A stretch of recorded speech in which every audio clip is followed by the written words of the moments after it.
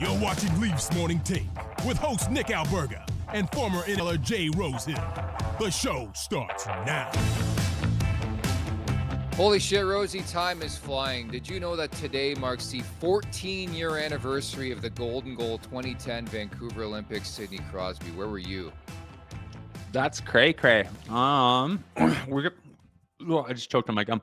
We were about to play a game, and it was delayed in Hamilton because of the hockey game, and then it went into the overtime, and then people started filling up the building anyways, so they had it on the Jumbotron, and then both teams were in the bench in a full Cops Coliseum in Hamilton, standing there like half-dressed looking up at the game, and saw Sid burn it down, so it was a pretty cool memory. I can't believe it's 14 years ago. Jeez. It's actually crazy, and as producer Vic reminds me, this is the 100th episode of Season 2 of Leafs Morning Take, so congratulations to us. Somehow made it almost through 2 seasons of this podcast. But yeah, like my story's not as memorable as watching the game at a bar in Burlington, Ontario with some buddies, and I just remember everybody going wild, and that game took forever to end, and it was nail-biting time, especially for Canadian hockey. It was just such an important game, and I really feel like, and I know Crosby had won before that, but like that was a defining moment in his career. He scored that goal. Like I think he cemented himself as like an all-time great. For sure. I mean, those generational guys have a bunch of those moments, right? Like international play, Stanley Cup, multiple Stanley Cups, Conn Smythe, overtime winner, series clinchers, all that stuff. And I mean, when you look at the greats, they rack up things like that, and there's no bigger goal in Canadian history. I mean, you could argue it's bigger than Paul Henderson's goal in 72. It was really big. I mean, I remember that 2010, man. It was like, especially because it was at home. The Olympics were in Vancouver. We were going for the gold medal record for a hosting country. Like no one's ever got the amount of gold medals that we were racking up. And we usually don't do that, to be honest. Russia just racks them up. It's the States racks them up. And it was like, holy, we're going to get this. And then the curling team, the ladies female curling team was supposed to be a lock to get the record. And they dropped it and they lost. And we're like, oh my God, it all comes down to the hockey game, the last thing of the games, overtime. I mean, it was all set up to be absolutely perfect. So what a wicked thing for Canadian history. And I can't believe it's 14 years ago. That's wild. Yeah, time flies. And again, that's why I'm wearing my Canada hoodie today. And it just brings back memories of like international competition. I don't know how excited I am for a year from now when they do like that Four Nations tournament, but certainly 2026 back at my parents' native land of Italy, there's going to be the Winter Olympics, and it's all systems go. NHLers back in the mix. And perhaps on Tuesday night, we saw the guy who's going to start for Team Canada as their number one, Aiden Hill, was a big story. So we're going to get to that. But off the top, man, like Jake McCabe, it's been a tough go the last month. Like this guy is always bleeding. His nose is always bloody. And again, it happened yesterday, just finishing a check and smacks into the boards. And next thing you know, he's bleeding again. Ever recall a time in your career where just you had a cut and it just kept getting bloodied up? Just on my hands mostly. Yeah. Hands that would not seal, hands that were just gross because you get in a fight and you blow it open. You get it stitched up on your knuckle, you fight again, blow it open, and you put it in a gross glove every single day for hours on end, and it's just, it doesn't look good. But I used to have a nose problem where it would bleed all the time, like as a kid and, you know, teenager, and then you get in all these fights. And I remember just doing that like crazy, going to the box, trying not to let the blood fly down because they see it on the Jumbotron. Everyone goes bananas and thinks you lost the fight just because your nose got bumped. But yeah, McCabe, that one picture, it was when he got hit, kind of going back into the corner, that big hit that was kind of controversial. There's a still shot of him on the bench, and his nose is sideways with a huge lump right here. I mean, just shattered his nose. So, you know, it seems like once it rains, it pours, and with him, he's leaking again. So leads with his nose, man. You can't knock that. And Boy Soul writes in, not a pretty boy like Alberga and his birdcage. That is correct, especially in beer league hockey. I'm not wearing a visor. I got to wear something. You can't respect, you can't trust anybody out there. Huh? Man, you take heat in the chat, rightfully so. I do. Somebody said my eyebrows need their own postal code the other day. I don't know. There's been a lot of backlash my way the last couple of days.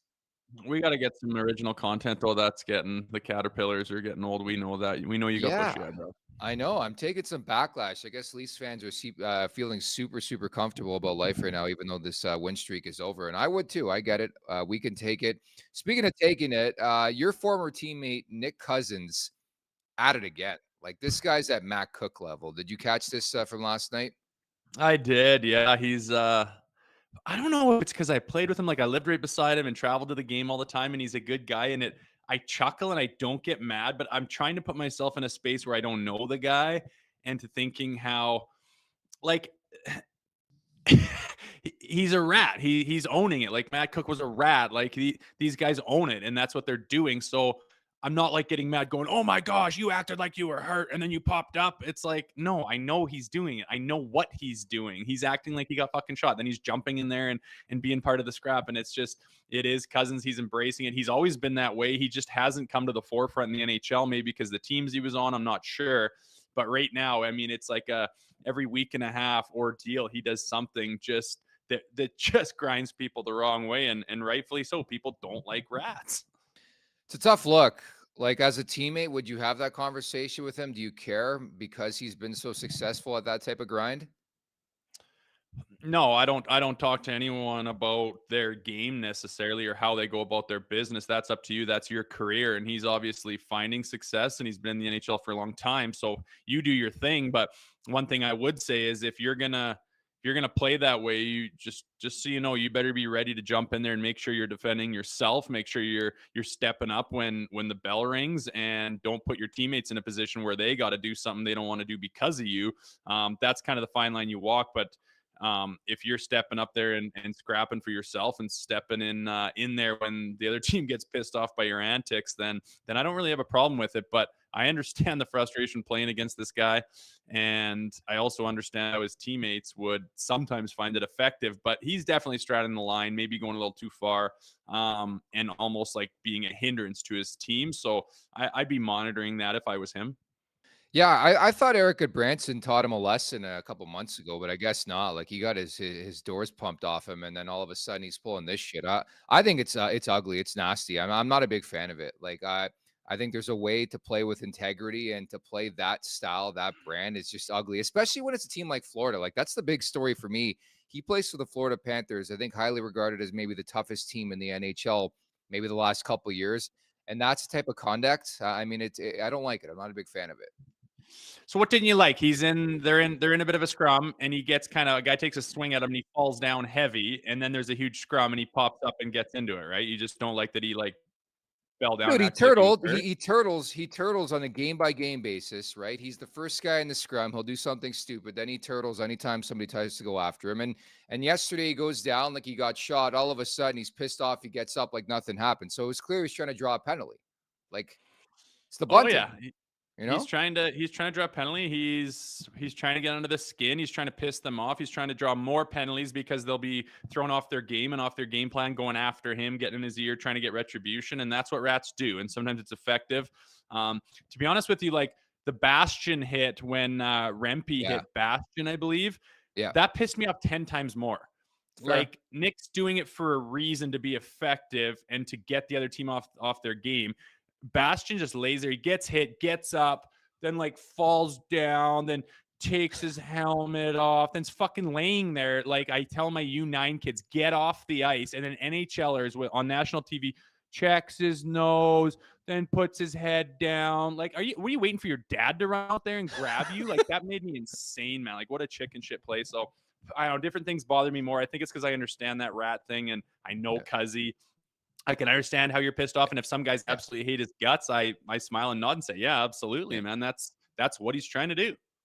Hey, I've interviewed Nicky before. He's a great guy, but his game has morphed in the last couple years. And credit to him, man. He was like a fringe guy, and now he's a mainstay NHLer, and he does his job Exactly. successfully. But I just not a big fan of playing that game. Producer Vic also writes in Ridley Gregg. Ridley Gregg also did that against Morgan Riley back a couple weeks ago, and that's a prevailing story.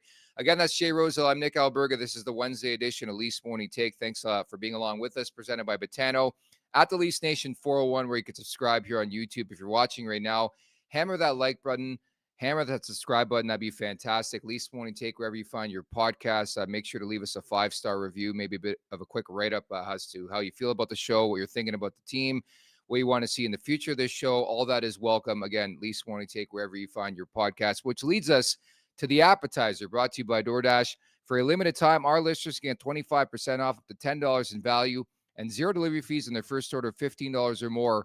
When you download the DoorDash app, enter code NATION25.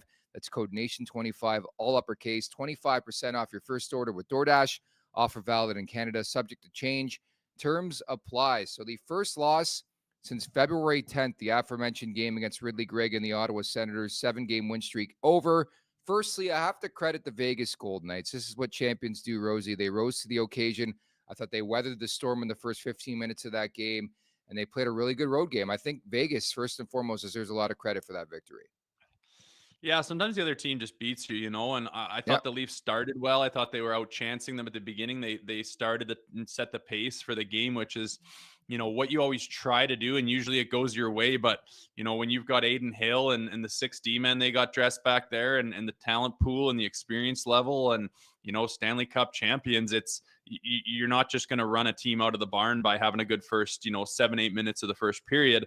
They're going to respond. And when they did respond, the Leafs didn't adjust accordingly. And at the end of the day, they didn't deserve to win that game. They really didn't. I thought the defensive breakdowns were weak. And on the offensive side of the puck, they couldn't penetrate the middle of the ice. They couldn't penetrate their D. And Aiden Hill, when they did, was there to be solid. So tough game to try to win. I mean, you just didn't see Austin Matthews go and take control like he did. You didn't see Marner out there. Tavares was more of a liability than he was an asset. And, then on the back end, I mean, Morgan Riley, I just didn't like it at all. I don't like him with TJ Brody at all. We got 6 lefties out there. So, half your D-core is playing their offside, which they haven't really probably played their whole life, which makes it feel awkward. Everything's backwards. And it's just a recipe for kind of ugliness. And I just don't like how they keep going back to Brody and Riley. It's just a recipe for ugliness. And I know they tried to kind of fix that, but I just don't like seeing that, man. They're not good together. They're totally lost at crucial times in a shift, and it ends up in the back of their net. I mean, -4 speaks for itself. Yeah, I think it just reinforced what we already knew about this team, that they need to add at least one defenseman and that they got to clean up their D-zone issues. Like, it was the same old story for me. Like, we'll get to John Tavares. Just, you can't make mistakes like that and expect to win a game, especially in the NHL, especially against the defending Stanley Cup champions. I know Jack Eichel didn't play. I know Mark Stone didn't play, but those guys are gamers over there. I thought they got really, really good goaltending as well. But every time the Leafs made a mistake, it was in the back of the net. And I thought the back-breaking goal obviously happening late in the second period to make it a 3-1 game after 40. But right there with you on the Brody and Riley pairing, I thought they were dreadful. Obviously, they were split up after 40, but a combined -8 in the game where Riley and Brody, by far one of Riley's worst games, I think, of the season, period. They couldn't get a save. Like, it just, nothing went in favor of the Leafs. And it's like the dreaded first game back from the road trip. We talked about it on yesterday's show with Anthony Stewart. I don't know what it is, but Vegas was focused there already. And weirdly, I thought that as the game went on, the Leafs got worse and Vegas got better, which made no sense. You would think the start would be slow, no? Yeah, I mean, I don't really attribute it to coming off the road trip. They started well, like you said. It wasn't really indicative of that. Why their home record is so much uglier than their road record, I don't know. Teams do that. I think it was the opposite last year. So if you like to say, this is how this team plays, regardless of what year it is, then you could say, well, what changed from last year?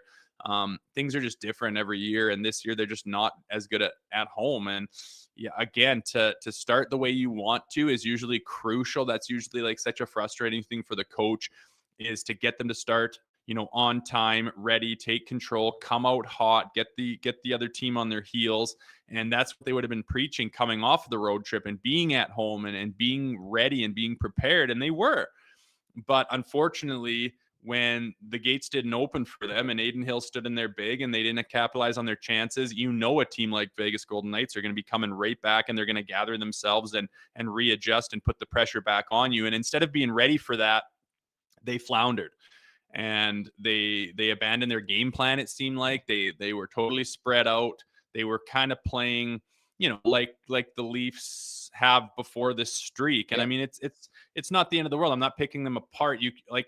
People are laughing, going, "Oh, same old Leafs." It's like, what? Well, if it was a 10-game winning streak, is it okay to lose the 11th one? If it's a 15-game winning streak, is it okay to lose the 16th one? No. As soon as that team falls, all the naysayers are going to come and start attacking them, laughing, saying, "Oh, same old Leafs." Well, fuck, are they never allowed to lose again?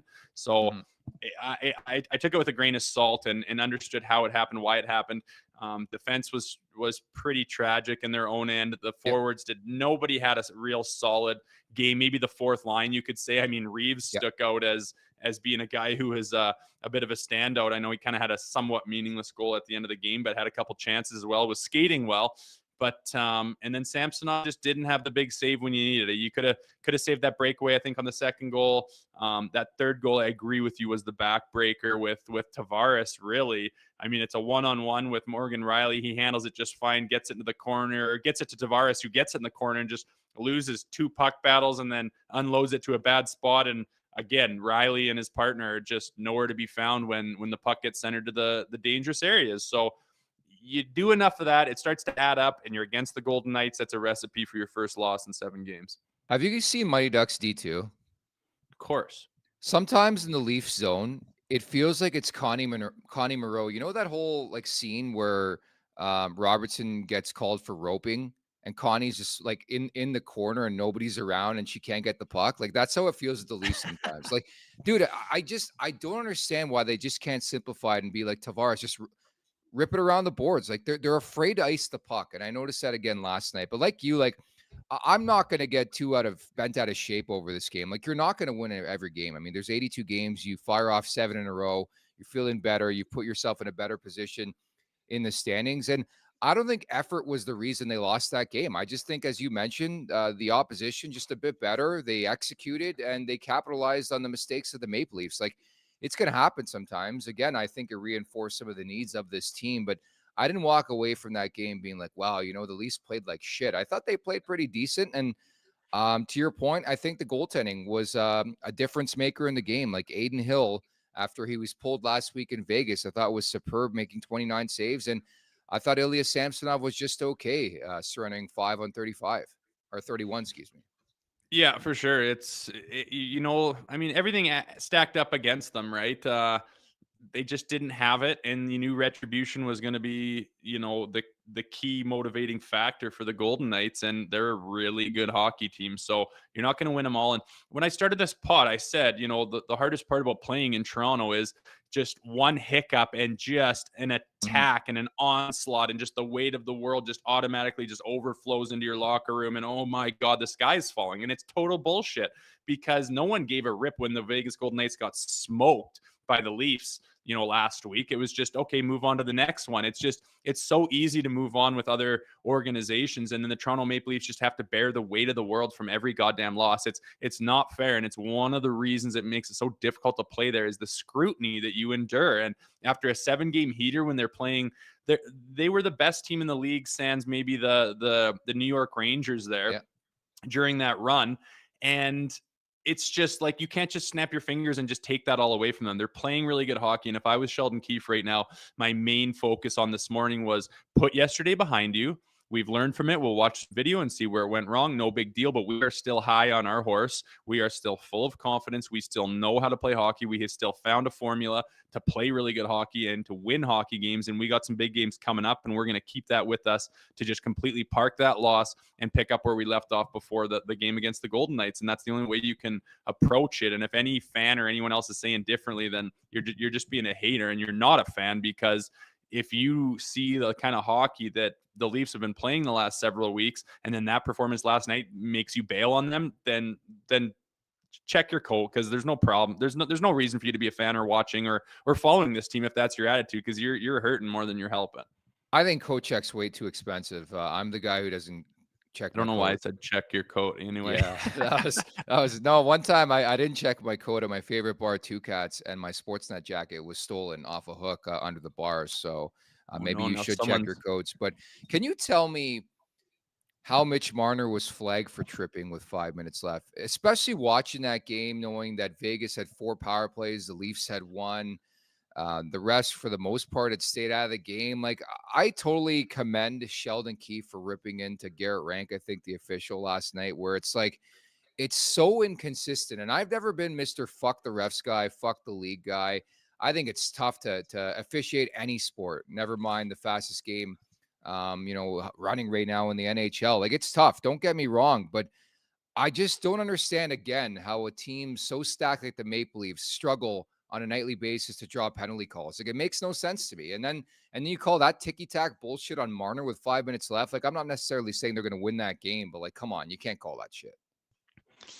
Yeah, it's a bad call. I mean, there's no doubt about it. And I don't know what the deal is. Like, if it's the Leafs and you feel like, a lot of eyes are on you and you don't want to seem, the whole day the refs are in Toronto and they're feeling the excitement of game day in downtown Toronto and they're feeling the buzz and they're going, okay, I got to stay level, like, don't be biased. And, the whole city, and it's not like the crowd's super loud and like really into it, but that the Leafs are trying to get back into it.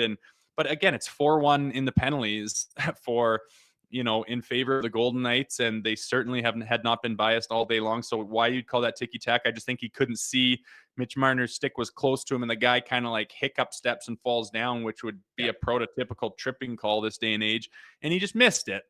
And it's a shitty call, and he fucked up, and that's the end of the story. And he will probably wants it back. And if those guys watch tape or analyze their games or anything like that, then he'll probably realize I missed one there. But you'd think you would err on the other side. I don't know. I don't know how it happens. I don't claim to think I could be a better ref than some of the guys out there, but the consistency is worrisome. And sometimes I find that it's because of the rules. It's full contact sport, but you can't hit a guy's head. It's full contact, and it's just like, well, how is a ref supposed to call a game consistently when there's really no cut and dry rule on what you're allowed to do as far as body checking is concerned? And it's a fast game, and they've opened it up since 2005. It's a long time ago now, but you can't hinder a guy. You can't have your stick between his legs. Even if you're just reaching for the puck and he steps on your stick, you're still going to the box. Like, that's been established. So I guess they're trying to call that type of a call, and he got it wrong. And it is the way it is. And, we've had our games where we get 4-1 power plays, and we usually win those games. And it is the way it is. I'm just chalking it up to bad call. And I don't think all of them were. And the Leafs didn't play well enough to win, and Vegas did. So that's the end of the story. I'm not going to get too hung up on it. Keefe got booted. I could only wonder how that feels on the bench when your head coach is snapping, going crazy, and I get you're losing the game, but guys have to be laughing now. It's just good to see passion behind you, and instead of him screaming at you, he's screaming at the refs. This feels better than that. And then you can, think that after the game, maybe he's going to be a little more focused on that kind of thing rather than picking guys apart and getting pissed off and taking his frustrations off on individuals or the team in general. But anytime a coach is losing it behind, you just know that he's going bat for you and for your team. So it doesn't bother you at all. And it didn't seem like he was going overboard either. He's not tearing his suit off and chucking sticks and water bottles in. There wasn't a stream of expletives going out of his mouth. All the players kind of said, yeah, he really didn't say that much. I think the refs just, I don't know, maybe they knew they were kind of screwing the game up a little bit and just said, we can't let this get even more out of control, and just punted them. There's only a couple minutes left, but it was what it was. I don't mind the passion whatsoever. Purely curious to see what happens next time Garrett Rank officiates a Maple Leafs game, if they get more calls. The lobbying, like, there was minimal lobbying after that. Like, I don't know if you caught the post-game comment. Sheldon Keefe wouldn't comment on what he said, why he was pissed, which is unlike him. Obviously, he didn't want to take the fine, but you can still comment on it, and he didn't do that. Yeah, I just don't think he wanted to get into it. Maybe he realizes there's no point. There's nothing you can change. And if he gets into it, he's just going to get more pissed off and then probably get fined. And then there's going to be a big, a whole bunch of questions tomorrow about the fine. And do you believe this? And do you believe that? Just fucking move on. Like, I can see why he's just like, screw it. And you can see the reporters in Toronto. Yeah, we don't want to let it go. Oh, we don't want to let it go. Oh, we really want a soundbite. Come on, please, Sheldon. And he's just like, beat it, man. Like, it's a tough spot to be in. He's done a trillion interviews, and I'm sure he's learned. And at that particular point in time, he's just like, I'm not going there. So move on, beat it. Okay, the captain, John Tavares, they were showing clips throughout the night. Didn't look right. That's as demonstrative as I've seen John Tavares look in his career, like on himself. We know he's hard on himself. We know he's a passionate guy, but he was fighting it, man. He could even string a pass. And again, he missed a couple games, about a week ago. Doesn't seem right. I wonder if the right play here actually is for the Leafs to sit him for a couple games, not because of his play, just to get him right, get him healthy. I think you have to have the long term in mind here. No. Demonstrative. That broadcasting school's really paid off. My goodness. Woo! Thank you very No, I much. disagree with you completely, man. You bench your captain, and like he's not hurt. He said he's healthy. He No, it's said not benching. It's like, John, you're banged up. There's no doubt this guy's banged up. he's 100%, man. He said No, I'm he's lying. 100% He's lying. healthy. And why isn't he just in a slump? Why do you think he's hurt? Dude, they show the video. He's wincing. He's like, every time he took a punch in the league, you're wincing. The same shit. You're just not gonna health bomb him. He says he's healthy. He's healthy. If he's not, then that's a different story. But I think you got to let him play through this. I just don't think it's worth putting him on the shelf because you would be essentially healthy scratching him, and that would be the biggest story and the biggest distraction and the biggest fucking bunch of bullshit in Toronto with all the media, and they would just swarm over it and swoon over it and write about it. It'd be a joke, and I don't think it's the play. No, I agree. You're not healthy scratching your captain, but even if he's not hurt, I don't know. Like, he has to be dealing with something. Like, he has to be. I think they showed the clips the last couple games. He missed that game. He had a minor technical issue. Like, I think something is clearly up. It's pretty simple. Hey, he's banged up. He's going to miss a few games. That's all I'm saying. Like, my mentality here is like, you want JT for the playoffs. You want him for the stretch drive. If that means sitting him right now, I think you do it. It's not about his play. I think he's actually been pretty decent of late. No, I agree. I mean, that's up to him. If he's hurt, he has to let it be known that he is hurt. And if they know he's hurt, then they got to sit him down and say, hey, do we need, 5 days off of rest and of rehab and of physio and of just being in the athletic training room and getting healthy? And that would be the play 100%. But he's not saying that's the problem. And maybe at the end of this week, he is out and he does say, I'm doing some maintenance stuff. I don't know, but I don't know. I'm not in the room. I'm not John. I don't know what to tell you other than he says he's healthy. So he's not coming out. And if he says he's healthy and then gets pulled out, everyone's going to go, okay, are you lying or is he scratched or what's the deal here? But until he's a professional, he's played a ton of hockey. He knows what's up. I think he knows what's best for the team too. And if he needs some time off, I'm sure he'll take it.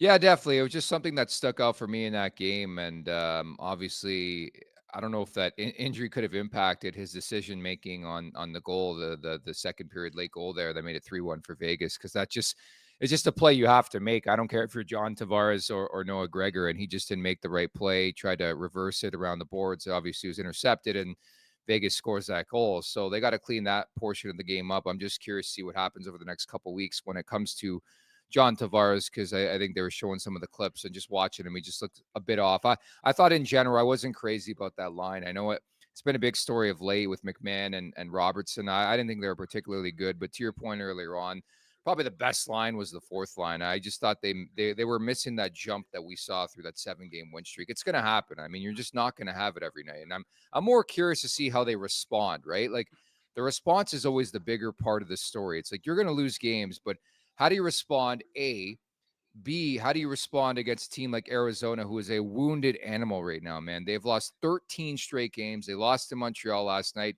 And then C, Arizona owns you in your building. We just talked about this last week, how the Leafs suck against Arizona, period. But the numbers are even worse in Toronto. I think they're 10-1-1 against the Leafs in the last, 12 games in Toronto. So, like, I'm curious about the response. Like, I think they need a major league effort, professional effort, and clean this up. Yeah, it is a response, and they didn't. Last night, they didn't respond to the response of the Golden Knights. And, you talk about Nick Robertson and Bobby McMahon. Well, where was Austin Matthews and Marner and Nylander?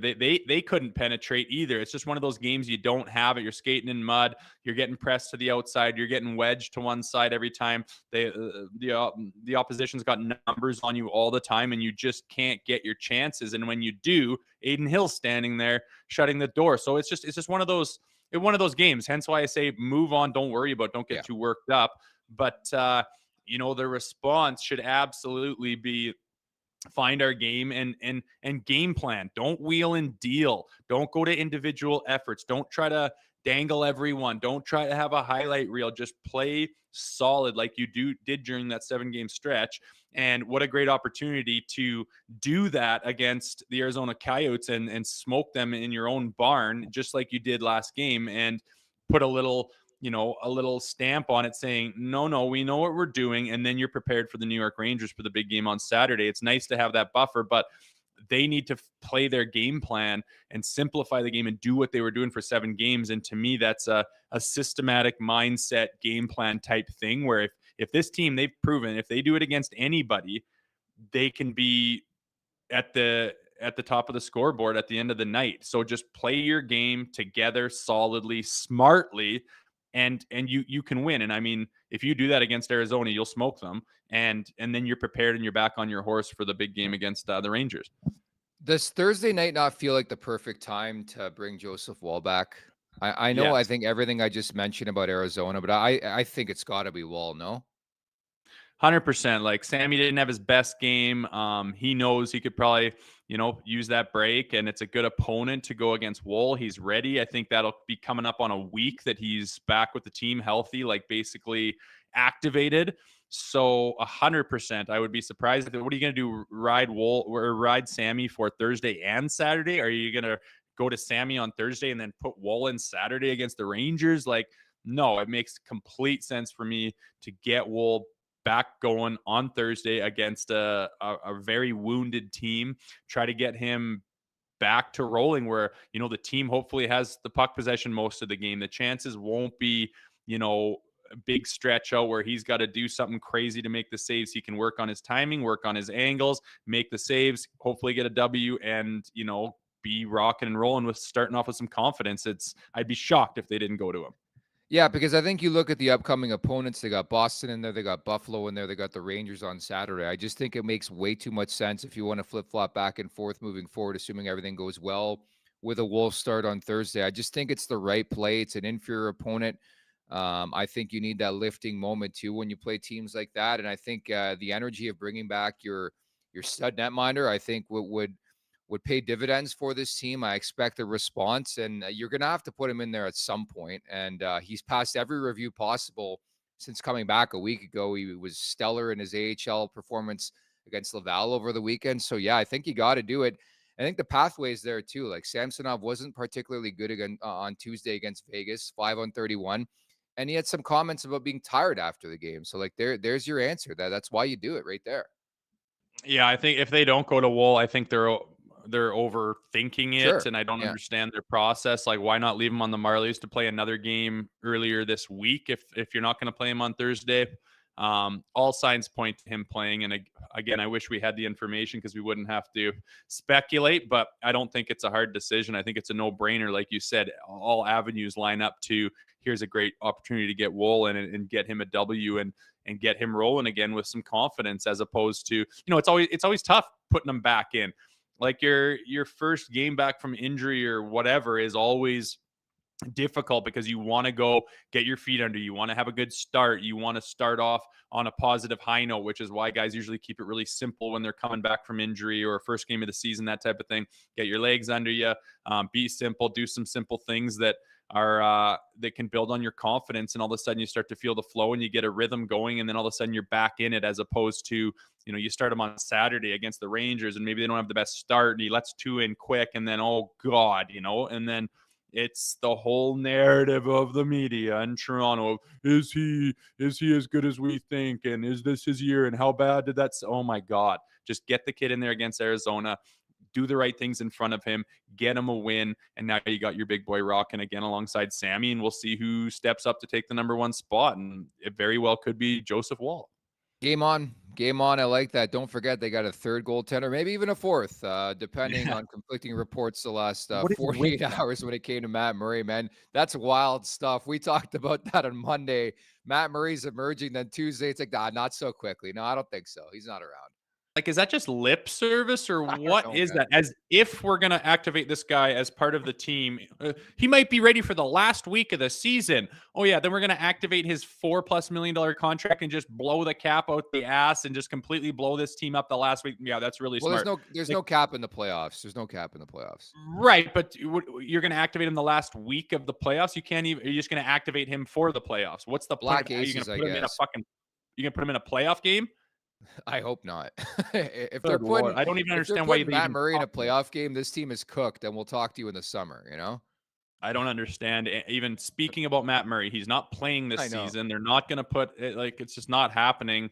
I don't know why they did that. Maybe just lip service to the NHL to say we're moving along in the right direction. Probably won't be ready in time. I don't understand, but him and yeah, he's not even on the radar, man. So Dude, that's like whatever. telling me John Klingberg's coming back, right? Just tell me fucking Klingberg's coming back at this point. Well, I know. What about that? Like, what if he? I don't even. I'd love to know these conversations on this LTIR stuff behind the scenes. Yeah. Like, what if the guy's pushing? Like, what if Klingberg's pushing, going, you guys, I just saw the doctors. I'm not hurt. I got my second opinion. I'm ready to rock. I'm here to make something of myself so that in the off season I have some value. Like, and they just go, no. Like, then it could just be a whole can of worms. And it's interesting, man. I've like to get out of both those contracts. Murray and Klingberg is a godsend to this team right now. And Yeah. how have they? Are they really injured? I don't know, but it's odd. It's odd, man. They just got yanked off the books when they were playing like shit, and it was like they're done. They're not coming back. LTIR. They're hurt, and the guys just went along with it. Is kind of crazy.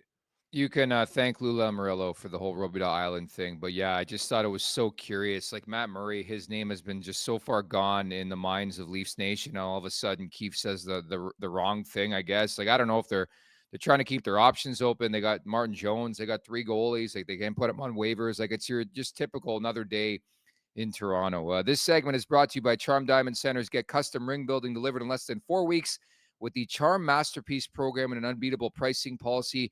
For more information, go to charmdiamondcenters.com. Before we look at the Atlantic Division standings like we do most Wednesdays, I would like to prompt all of you in the chat for questions, as we're doing once a week, as you know, on this podcast, courtesy our new friends over at Great Clips. We're taking your questions from YouTube. We're packaging it up, and it's going out in social media. So we'll answer some of your questions coming up. So get those ready. Whatever you want to talk about from the trade deadline, anything from a Maple Leafs point of view, get those questions ready. I will prompt you in mere seconds. But first, Rosie, the Atlantic Division standings, they're 8 points back of Florida and Boston.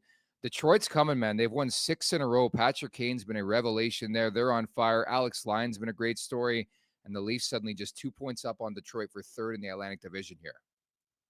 It's so crazy how it changes. Like 4-point games, you lose one, the guy behind you wins, the guy ahead of you wins, and all of a sudden there's this huge spread when you think, you're gaining ground and you're leaving guys in the rearview mirror. A 4-point swing, call it a 6-point swing if the guy above you moves ahead too, and all of a sudden it's completely different. But yeah, I don't know, man. I mean, I just don't think they're in any just with the amount of games Tampa's played, I just don't see them falling out of that wild card. I would not want to teeter on the wild card for too long, but maybe it's what this team needs to keep the fire under their belly before playoffs. I don't know, but yeah, it's tighter than it looks, and sometimes you think you're getting that grace period, and things change in the matter of one evening, especially a weekend. So it is what it is, but they're sitting there in third and they're looking all right, and they've got games in hand as their biggest asset right now. Is that they control their own destiny with those games in hand. Phenom writes in, at least Tampa is fading. I couldn't agree more. Like a game Tampa should have won. Philadelphia's so banged up. No Drysdale, no Ristolainen, no Konechny, and they stomped Tampa. Like there's just something off about Vasilevsky. Obviously, losing Mikhail Sergachev too doesn't help that team. And Tampa, they look beatable. Like I would love for the Leafs to play them. I think the Leafs have their number the last couple of years anyways. But I just wonder about Tampa, but the division in general is just so strong. Like you look specifically at Detroit, as we just mentioned too. So the Leafs need to keep on winning. It helps when you have Arizona on Thursday, but never overlook your opponent. I want to see a response. I want to see the big boys show up again. It's pretty simple, the game plan, what it should be for Arizona. Yeah, for sure. Get back on track. Play that. I mean, when you watch them play, and I'm sure they felt it in the room and on the bench too, it was a much more team. It was a team effort. They were on the same page. They were playing together. I know that's just such lip service, or that sounds like such a cliche, but that's how it feels, is when everything's buzzing and like each line knows what's going on and everything's just running seamlessly, and your defense are keeping things to the outside and then just quickly and effortlessly moving the puck up to the forwards, and then they move it with support and you just enter the zone simply. You get chances, you forecheck and turn the puck over. Like, you just make the opposition scramble all the time, and it feels like you're in control. And that's what they did for those 7 games that they were just winning. And it was like, that's the Leafs team that we need, because when they're not playing well, you can just see its individual efforts. And this league is not made, it's not basketball. You can't just have one really good player basically carry your team and get a W. It does not work that way. It's a 20-man system, and everyone, at least majority of the team, has to be on the same page to get wins in this league. And they got away from that a little bit last night. No big deal. Park it, move on. It's a tough league, a tough opponent, and you got to pick up where you left off against Arizona here on Thursday and play that team game, and you get back on track. That's got to be their MO. Tammy writes in, no, Nick, not Tampa and Toronto anymore. She doesn't want to see that series. I totally get that. I think we're all tired of that at this point in time, eh? Yeah, pretty much. I mean, it's not really on my radar for them to, wild card, whatever. It just doesn't seem like it's lining up for that, but it's a tough division. Boston, Florida, they thought that, Buffalo and Ottawa were going to be make a bigger step. They didn't really. Florida's solid again. And then you talk about the Wings and getting Patty Kane and making a difference and being on a heater right now. Now they're clipping at people's heels too. So a tough division to be in, man. I mean, I don't think people that bag on the Leafs will ever give them credit for that, but they play in a very difficult division this era. Now it's time to prompt you for questions, as mentioned via our friends over at Great Clips. If you've got questions, fire them our way right now. With more than 4,400 hair salons throughout the United States and Canada, Great Clips is the world's largest hair salon brand and official hair salon of the NHL. Salons are locally owned and operated and open 7 days a week. Your time is valuable. Use the Great Clips check-in app. See the wait time, check in on your phone, and get your haircut when you want. Saw a pretty good one here from Sir Boblaws. Can't even pronounce that. But odds of Reeves fighting versus the Rangers, what would you put them at, Rosie? Yeah, I think it would be fairly high, man. I mean, he's buzzing. People are talking about him as being more effective in the lineup. I'm sure he'd like to reiterate that. And I mean, obviously, we're talking about Rempe over there, right? And that kid has been coming out like a buzzsaw. It seems like he is everywhere in the media world. Guys love his sound bites. They love his scraps. They love his size. They love his story. And he does not seem to be scared. He's going in there against some tough guys. His scrap against Delory was as throwback old school as it gets. My only caveat is he probably got knocked down a peg or so against Olivier there. Confidence probably took a little bit of a hit after nothing but accolades and celebrations on his part. He gets knocked down a peg or two by taking it was a fairly convincing that he lost that fight. Not the end of the world, but maybe he wants to get back on that horse and challenge Reeves. Very, very good possibility. And Revo hasn't fought in a long time. I think we mentioned that here already this week or last week, but he has not fought in a long time. And I imagine with things buzzing for him right now, he just scored. If he could get a very convincing win at the right time on his terms against Rempe on a huge Saturday night game at home against the Rangers, I think that would be huge for him. So I think it's setting up for it to be a very high possibility. We could see a Saturday night back-to-back of tilts. So they got the Rangers Saturday, and then the following Saturday, I believe March 9th, after the trade deadline, they have the Montreal Canadiens and Arbor Jackeye. And yeah, you referenced it. Reeves hasn't fought since the second game of the season when he fought Marcus Foligno of the Minnesota Wild. Game 1, he fought Jackeye. Game 2, he fought Foligno, and that's it. Like, I wonder what the over/under was on Reeves fights in year 1 as a Maple Leaf. I would have smashed the over, but that's been a prevailing story. And I think the odds are very, very high. I'm right there with you. I think Rempe's going to want it. I think Reeves is going to want it, and we're going to see it on Saturday night at Scotiabank Arena. For more information, check out greatclips.com. Great Clips. It's going to be great. I know somebody else also asked, John D asked, if Joseph Woll is part of the asking price for a right-handed shooting defenseman, do the Leafs pull the trigger? No. Zero chance. No way. No way. They think he is potentially the future of the crease in Toronto. He's a talent that they have cultured themselves. They went out and drafted the kid, and they've been grooming him behind the scenes, and he has stepped up and done great things for them. They would absolutely not bail on him right now. And to leave them with what, Sammy? Like, not a chance. Not a chance. That's not the first rounder, and guys like Minton and Cowan would be in the mix long before Joseph Woll was. Yeah, and I think the great thing with Wall too is the contract, especially if you've committed and recommitted to the core four. To have Wall, I think it's still one more year, I believe, might be two on the ELC. I think you're feeling pretty damn good about life, and you want to keep him in the mix at the very least for the next couple of years. I don't think he's going anywhere. So yeah, that's an abundant no from both of us. The Betano wrap-up is presented by Betano.ca. The game starts now, 19 plus. Please play responsibly. Major announcement. Betano is the official partner of Copa America 2024, taking the beautiful game to new heights in the Americas. Join Betano on their journey of passion, unity, and unforgettable football moments. Just 2 games on the slate tonight in the NHL. I'm going to hit Connor McDavid and the anytime goal. He hasn't scored in 10 games, man. It's pretty crazy. It's the Oilers and the St. Louis Blues. So give me a Connor McDavid anytime goal. And the Rangers and Columbus, we talked about the Rangers, man. They were on a 10-game heater, lost to Columbus out of all teams on Sunday. They can return the favor. I think they will. I think to extract a bit more juice, I think you take the Rangers, the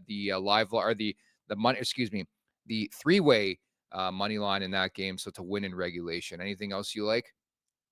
Yeah, it just makes me wonder, Olivier and Rempe, is there going to be another go? I don't know. It's tough going right back to the guy that you lost to if you're Rempe, but also would love to get retribution and kind of put that in the rearview mirror. But that'd be interesting. But no, like we were talking about, can't believe Konzai McJesus hasn't scored in that long. It shows why they've kind of on a little bit of a slide there, along with Skinner not playing as good as he has been, which was a huge reason they were on that huge run last month or whatever. But no, to keep that guy off the board, I wonder if his value's cooled down, but I'm sure he stays pretty juiced. But I like the idea of him. You're not going to hold him down very long, so I don't mind that bet at all. The point race is fascinating. And again, it's going to start to cook over the next couple of weeks. I think right now that Austin Matthews is the betting favorite to win the Conn Smythe, but do not sleep on Nikita Kucherov. Has 103 points. Nathan McKinnon at 98, McDavid at 91. The great thing with McDavid, he's not scoring, but he's racking up assists like crazy. So this is going to be a really, really fun race. Rosie, excellent the Hart stuff Trophy, today. You mean not the Conn Smythe, eh? Pardon me? The Hart Trophy, not the Conn Smythe. Yes, the Hart Trophy. Thank you. We don't want to get roasted in the chat again for having a hiccup, or we might lose some subscribers again. Excuse us for the hiccups. And producer Vic saying 23 assists in those 10 games for Connor McDavid. He is fucking nuts. Very well put, producer Vic. So Rosie, excellent stuff. I know people already asking in the chat the Conn Smythe. I wish, says Sir Bob Laws, which I couldn't agree with more. I want to see an Austin Matthews Conn Smythe. That'd be great. You don't say. What would that mean? That would mean what probably happened. Poop to Stanley, that would mean. But it would be very leafy if Matthews won a Conn Smythe and they lost in the Cup final. So. Imagine. Oh, yes, I can. No thanks. But be a neat run. Yep. Looking forward to Thursday's podcast, Rosie. We're going to tee up another outing with Arizona. They've dropped 13 in a row. And, of course, Alex Kerfoot, that video tribute. That's going to be a lot of fun, too. We'll see if they've cooled down on that, but no, I don't know. I'd like to see your bet before that game too. Are you going to hedge the Leafs, or what are you going to take there? You think they're going to drop this one at home? It's a big difference to you being at home, you say? Yeah, they got to win this. They got to win. I think this team has taken a turn for the better the last little while. Arizona sucks, man. If you lose that game, I will not be happy about life. And yeah, it's pretty much what I would say about that. Well, you got to watch to find out. Tomorrow's show, Thursday edition, coming up. Thank you to everybody in the chat. You guys are fantastic at the Leafs Nation 401. And thank you, as per usual, the producer, Vic. That's Jay Rosehill. I'm Nick Alberga. Talk on Thursday. Make sure to check out more of our content right here on the Leafs Nation YouTube page. We got long-form interviews. We got clips. We got epic rants by Jay Rosehill. We simply have it all. And don't forget, you can find out much more at theleafsnation.com. Thanks so much for watching.